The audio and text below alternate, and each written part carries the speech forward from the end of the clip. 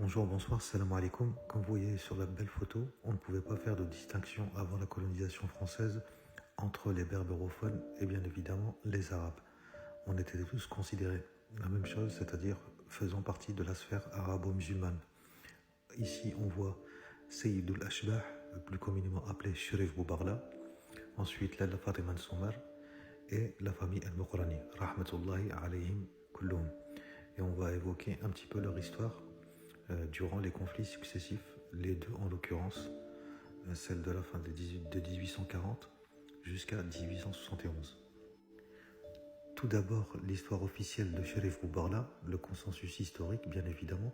Sherif Boubarla, de son vrai nom Mohamed Lamjad Ben Abdelmalik, est une figure emblématique de la résistance algérienne contre la colonisation française au milieu du 19e siècle. Né vers 1820 dans la région de Saïda, donc c'est l'ouest algérien, il grandit dans une famille d'érudits, donc de savants, en sciences islamiques, ce qui forge son engagement précoce dans la lutte de l'indépendance. Le contexte historique du début de la résistance, donc c'est après la chute de l'émir Abdelkader en 1847. Boubarla refuse de se soumettre et rejoint les révoltes dans le Dahara, puis se replie en Kabylie vers 1850, région encore largement insoumise. Il y organise une insurrection populaire s'appuyant sur des alliances avec des tribus locales et des figures comme Lalla Fatma Soumar, avec qui il coordonne des attaques contre les postes français. Son surnom étant Boubarla, l'homme à la mule, évoque sa mobilité stratégique, tandis que Boussaïf, le porteur de l'épée, symbolise son prestige guerrier. Leadership et bataille clé. De 1851 jusqu'à 1854, Boubarla mène une guérilla intense dans le Djurdjura, harcelant les troupes françaises. En 1854, il remporte des victoires notables, comme la bataille de Tashkirt où les Français perdent 800 soldats. Sa stratégie, il profite du départ des soldats français pour la guerre de Crimée, donc en 1853, pour intensifier ses attaques, mais doit faire face à des expéditions punitives menées par le général Rando. Sa mort est entrée dans la postérité. Le 26 décembre 1854, Boubarla est trahi par un espion algérien collaborateur, en l'occurrence l'Akhdar Ben El-Haj Ahmed Moukarani, qui le tue près de Bourj Bouararij, et sa tête est tranchée, exhibée par les Français comme trophée, puis conservée au musée d'histoire naturelle de Paris. Le 3 juillet 2020, dans un geste symbolique fort, l'Algérie récupère les restes de Boubarla et de 23 autres résistants. Une cérémonie solennelle présidée par le président Tebboune honore leur mémoire. Et ils sont inhumés au carré des martyrs d'Al-Aliya à Alger. Son héritage historique, Boubarla incarne la résistance acharnée à la colonisation. Son épopée, longtemps marginalisée dans l'historiographie coloniale, est aujourd'hui réhabilitée comme un chapitre central de la lutte pour l'indépendance algérienne. Des ouvrages comme Histoire du shérif Boubarla de Joseph Robin, 1884, et des études académiques récentes soulignent son rôle de stratège et de rassembleur des tribus kabyles. En résumé, Sherif Boubarla reste un symbole de courage et de résilience dont le combat résonne encore dans la mémoire collective algérienne. Concernant l'histoire officielle de l'Akhdar Ben El-Haj Ahmed Moukarani, donc l'Akhdar Ben El-Haj Ahmed Moukarani, membre de la très puissante famille Moukarani, ou Aït Moukaran en kabyle, est une figure complexe de la résistance algérienne du 19e siècle. Issu d'une lignée aristocratique berbère, son parcours s'inscrit dans le contexte des tensions entre les élites locales et la colonisation française, ainsi que des rivalités internes au sein des mouvements de résistance. Son origine et son contexte familial, donc les Moukarani, descendants des Hamadites, une dynastie berbère médiévale, régnaient sur la région de la Medjana et contrôlaient la Qala'a des Beni Abbas, une citadelle stratégique. Le père de l'Akhdar, Ahmed el-Moukarani, fut un allié ambigu des Français. Il permit le passage des troupes coloniales lors de l'expédition des Portes de Fer en 1839 en échange du titre de khalifa.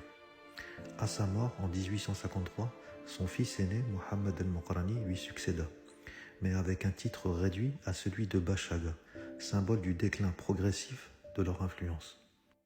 L'Akhdar, frère cadet de Mohammed, grandit dans ce climat de tension où les privilèges féodaux de sa famille étaient rognés par les réformes coloniales, notamment sous le régime civil instauré en 1870. Et son rôle controversé dans l'assassinat de Cherif Boubarla.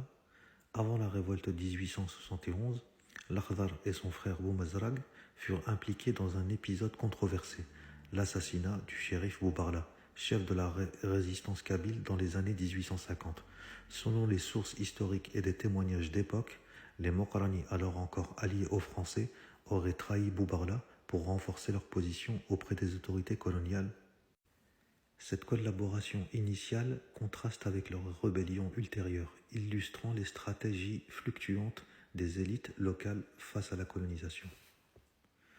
Donc leur révolte de 1871, c'était entre honneur et pragmatisme. En mars 1871, Mohamed el-Mokrani déclenche l'insurrection, rejointe par l'Akhdar et Boumazrag. Les causes, elles incluaient donc, premièrement, la marginalisation des aristocrates kabyles par le régime civil, qui remplace les bureaux arabes. Deuxièmement, la crise économique post-famine de 1866 à 1868, aggravée par des dettes contractées par Mohammed pour aider les populations. Et troisièmement, le décret Crémieux de 1870, perçu comme une injustice envers les musulmans. L'Akhdar participe activement au combat, notamment à la prise de Borj Bouararij le 16 mars 1871. Cependant, son rôle reste moins central que celui de ses frères. Après la mort de Mohammed le 5 mai 1871, Al-Ouad Souflat, tué d'une balle en pleine tête selon les versions officielles, Boumazraq prend la tête de la révolte tandis que l'Akhdar s'efface des récits historiques. Il est rentré quand même dans la postérité, mais il y a des contradictions. La famille Mokrani incarne les paradoxes de la résistance algérienne.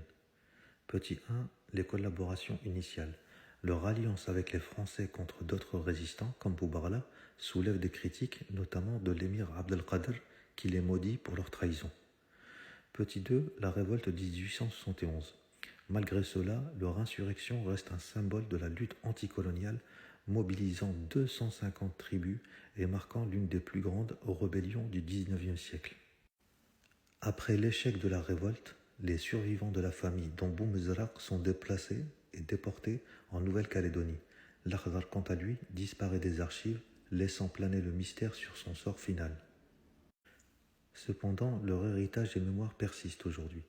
Les Mokrani sont célébrés en Algérie comme des héros nationaux, notamment lors de commémorations à la Qala'a de Beni Abbas.